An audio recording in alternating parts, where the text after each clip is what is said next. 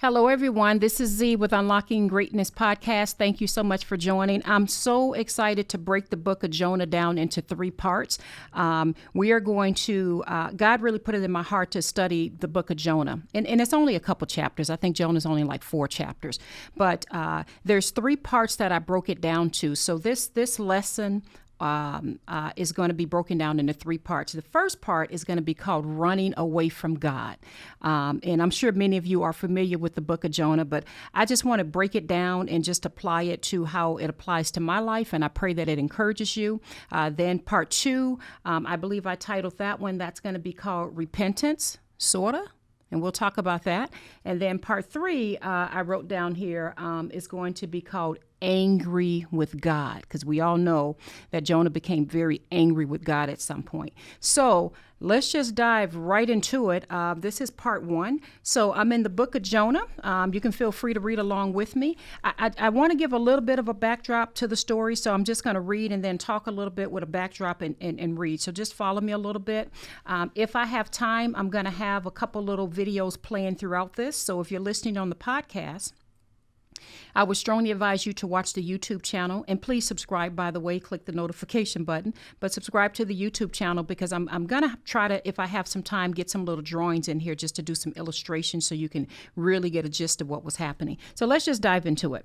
So in the book of Jonah, in chapter 1, it says, the word of the Lord came to Jonah. And by the way, I think Jonah was a prophet, just so you all know. Obviously, he was from Israel. The word of the Lord came to Jonah, son of Amittai. Go to the great city of Nineveh and preach against it, because its wickedness has come up before me. But Jonah ran away from the Lord and headed for Tarshish. So I'm going to stop right there for a second just to give a little bit of a backdrop. And I know I have ministers as a part of my channel and biblical scholars, so you can always correct me if I'm wrong on something. But to my understanding, just to give you a little bit of a backdrop, Jonah is in Israel. Nineveh is only about, give or take, 500 or so miles away. So picture that. God's telling him to go to Nineveh. He doesn't really want to go to Nineveh. Because as you guys may know, in the book of Nahum, and I'm sorry if I'm pronouncing it wrong, but in the book of Nahum, Nineveh is referred to as like the city of blood, full of lies, full of plunder. They're known for great wealth and power. They're known for tormenting and brutal treatment of, their enemies. Remember, at one point they had taken over some parts of Israel. I forget the exact parts that they took over. I think it was, I don't even want to guess because I don't want to get it wrong. But they had taken over some parts. So there was some really, really, really, really, really bad history between them and Nineveh. Nineveh was also known as a city of violence. And so you get my point. So God is telling Jonah, I want you to go there to that city and basically, and I'm going to get back to reading it, but basically warn them that, hey, wrath is coming and they need to repent. Like, I want you to go and warn them. And so Jonah, instead of taking that little 500-mile journey and doing what he's told to do, Jonah's like, nah, don't really want to do that. First of all, I don't really even like them. Second of all, I don't even think they deserve that. Third of all, I'm going to go the opposite direction. So this is what's cool about the story. And again, this is just me paraphrasing it in my own words. But Jonah takes the 2,500-mile hike and goes all the way to Tarshish. So let's see how that turns out when God tells you to do something and you decide to go left field and do your own thing. Let's just see how God moves. I just, if you guys are looking at me, you see a huge smile on my face because there's something in my spirit that just literally lights up. This to me is better than being in Hawaii on a vacation right now. There's something in me that lights up when I read a passage or read a story because it just comes to life for me. So I hope some of this energy is going through this camera and getting inside of you, but I'm just excited about what we're about to learn. So let me just shut my mouth and read. Okay, let me start over again because I think I drifted a bit too far. The word of the Lord came to Jonah, son of Amittai. Go to the great city of Nineveh and preach against it, because its wickedness has come up before me. But Jonah ran away from the Lord and headed for Tarshish. He went down to Joppa, where he found a ship bound for that port. After paying the fare, he went aboard and sailed for Tarshish to flee from the Lord. And by the way, I'm reading out of the New International Version. So if your version's a little different, just still follow along. Now check this out. Then the Lord sent a great wind on the sea, and such a violent storm arose that the ship threatened to break up. Now that's interesting, because some people may not be aware that God sends calamity as well. Yeah, he sends calamity. We won't even have to get back into Moses and when they were leaving out of Egypt and all of that. But anyway, he sends calamity. All the sailors were afraid and cried out to his own God, and they threw the cargo into the sea to lighten the ship. But Jonah had gone below deck, where he lay down and fell into a deep sleep. Now that's interesting. The captain went to him and said, "How can you sleep? Get up and call on your God. Maybe he will take notice of us and we would not perish." Then the sailors said to each other, "Come, let us cast lots to find out who is responsible for this calamity." They cast lots and the lot fell on Jonah.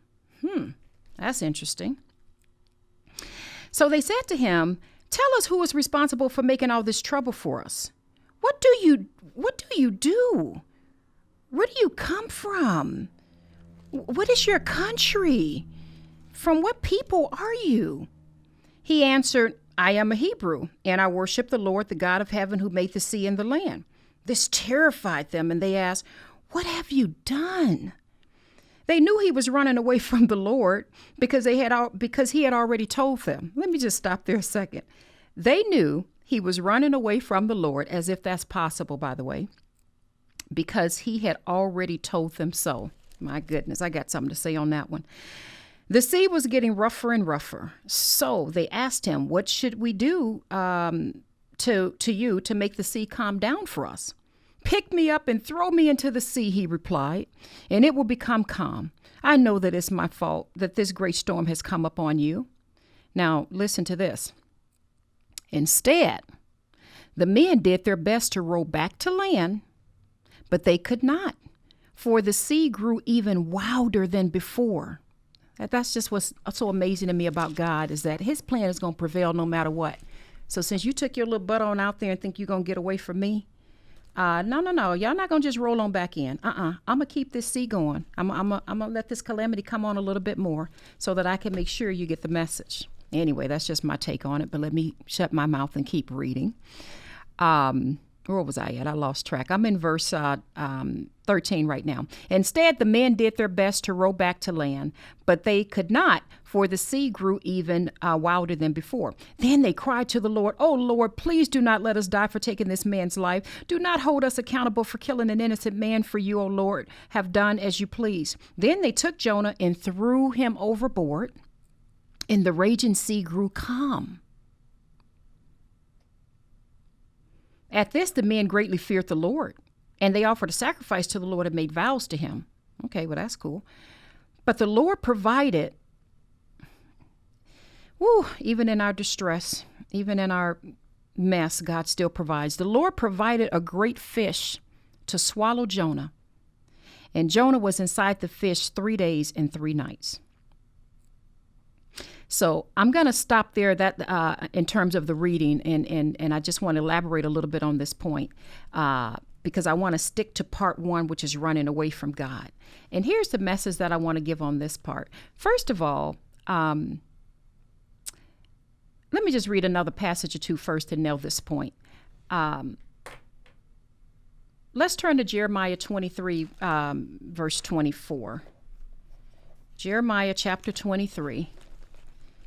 Verse 24, there's a cool little passage in here I just wanted to read. God says, "Can anyone hide in secret places so that I cannot see him, declares the Lord? Do not I fill heaven and earth, declares the Lord?" So I just want to stop right there. He says, can anyone hide in secret places that I cannot see him? You know, the good part about this is wherever we go, God sees us. And he knows where we're at. And kind of, I can hear some people saying, the bad part about this, Z, is wherever I go, God sees me and he knows where I'm at. But I just wanted to bring up that passage. And there's one other passage in Isaiah 46, verse 10, I think is kind of cool to read. And then I'll close my mouth and wrap it up. Isaiah 46:10 says, and you guys see my Bible is all, I did get another Bible from my son, but it's something about my old original Bible that I love more than anything because my notes are all in it. But anyway, Isaiah 46:10 says, God says, my purpose will stand and I will do all that I please. And so the premise that I want to get at on that one is that, I like to read stories and keep things in black and white and relate it to my life. And to my understanding, this was way back, I think around 700 or 722 BC. This was a long time ago, but I still think there's something to relate to in this.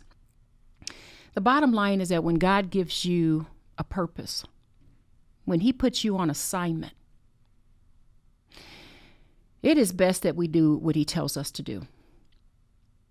Because when we, like Jonah, and I think this is such a wonderful story, decide, I don't want to do that, or first of all, they don't deserve for me to give to them or do, to show any grace or mercy or to do what you're telling me to do, or that just ain't in my schedule because I got planned on doing this, and this, and then later down the line, God, I'll put you somewhere into that formula. Whenever, let me just speak for myself again, because I don't know you guys, so let me speak for myself. When I reflect back on those times in life when I know that God has told me to do something, or he's put a word in my spirit, or he's warned me against things that I was doing that I knew was wrong. That's been many times, by the way. I thank God now that as I look back on those moments, I can say, Lord, thank you for frustrating my ways.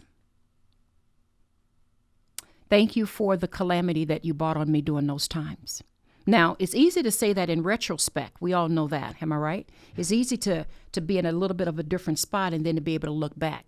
But I'm willing to bet that there's many people listening or watching right now saying, you know what, Z, I can so identify. I thank God for some of the things he did in my life.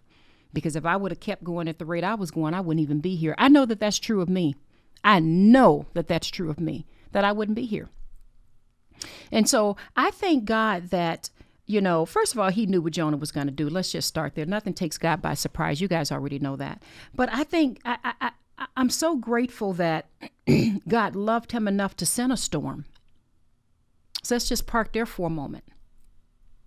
God loved him enough to send a storm.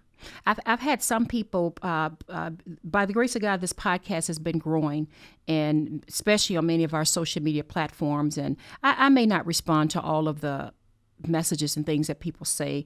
One, I just can't because there's so many that come in. But I have seen a number of posts where people are angry with God. And, they went off and did something and it didn't work or what have you. And they're just angry that it didn't work out. And a lot of times I don't respond to a lot of that, not out of any kind of disrespect, but I just think to myself, I've been there, so I'm not going to sit in judgment on someone that's angry with God. And we're going to talk about that in the third section. But the point I want to make here is that I thank God for the times when he stopped me. Like there's no way, 25 years ago, for example, God could have given me my company. There's just no way. I was too arrogant, too prideful. I wasn't disciplined with my spending. I didn't have the heart that I have now of truly being compassionate and caring and having empathy to the level that I have it now, so that things don't go to my head, but that I sit and I praise and I glorify God for everything he does. I just wasn't ready. And so there's many times I tried to start up things and do things. You guys just don't know. There's so many. I was thinking about doing a podcast on that one day just to talk about all of the things I did in the past and to kind of help warn you guys not to make the same mistakes. But there's so many things I did that just didn't work. But I wasn't ready. I just wasn't ready. So when he sends calamity, even with, I think about my son, with what he's going through. I think about, was it the Apostle Paul who had the thorn in his side? I want to do a whole lesson on that as well. Sometimes when he sends that calamity, it's so easy in the moment to get so caught up in it.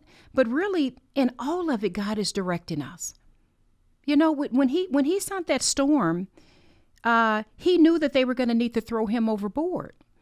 So God was, in essence, rebuking Jonah, but at the same time, he still provided. That's what I love about this story. In this first part, which is called running away from God, is I think if we all were to be honest, there's a point in our lives where we all have ran away or attempted to. I certainly did. But I thank God for, oh my goodness, the dating relationships that didn't work out. Even though in the time, I felt heartbroken about some things. I thank God, because God knew, I can't let her stay in this one for too long, because this is going to take her in this direction. I thank God for all those little plans that I had that didn't work out. I thank him for some friends at the time that he allowed to be in my life that betrayed or hurt me. All of those things needed to happen to get my butt back in line with God, back in line with where I needed to be. And that's what happened with Jonah. He basically said, I'm not going to go to Nineveh. I understand it's about 500 miles away. Don't want to do that. I'm not ready to really do all this stuff you want me to do right now, God. I'm going to go left field, and I'm going to go to Tarshish, which is about 2,500 miles away. And look what ended up happening. He almost got all those people killed. He ended up being thrown overboard, and then he ended up being in a fish. Some people say it was a giant whale, but whatever the case is, biblical scholars, you guys can figure that out. But he ended up in an uncomfortable situation. Let's just say that. But I think what's so beautiful about it is I can't wait to get to part two. Part two of the story is called Repentance, sort of, and we'll get into that one in the next segment. So thanks for listening. I pray that this encourages you to not run away from God. Don't run away from the purpose that he has for you. Don't run away from that assignment he's put in your life. You may say, well, I'm not running away, Z. I'm just putting it off. Well, stop putting it off. Do what he tells you to do. And watch that wind that he puts behind it that's going to propel you forth. Watch that wind that he puts on it. I love you all. This is Z. Please remember to subscribe. This is Z with Unlocking Greatness Podcast. Bye-bye. Hi, everyone. This is Z again. Do not forget to hit the like, subscribe, and the notification button. Bye-bye.